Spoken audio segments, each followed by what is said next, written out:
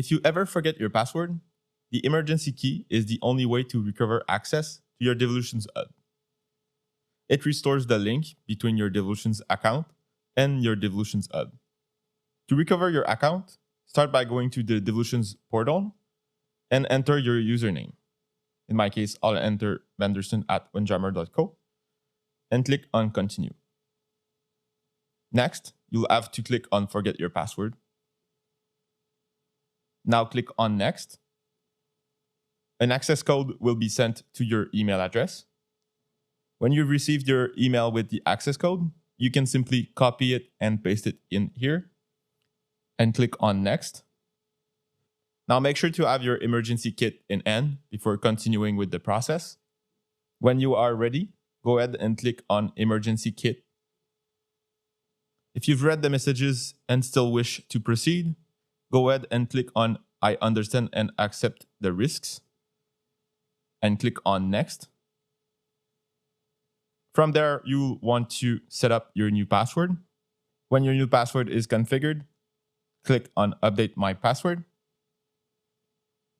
Now enter your new password to log in to your account and click on Continue. From there, your Devolutions hub is locked, so you'll need to use your emergency kit to grab your emergency code to be able to unlock it.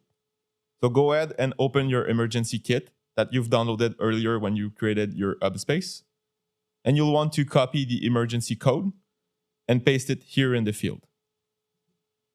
When it's done, go ahead and click on the Unlock button here.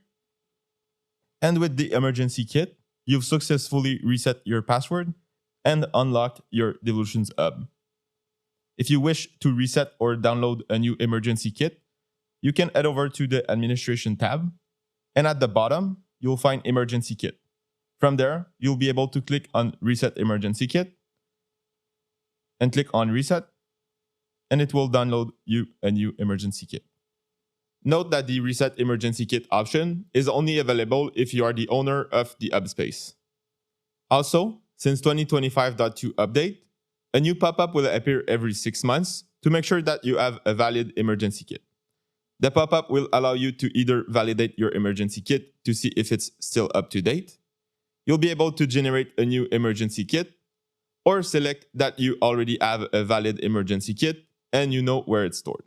If you'd like to know more, feel free to consult our documentation and knowledge base articles.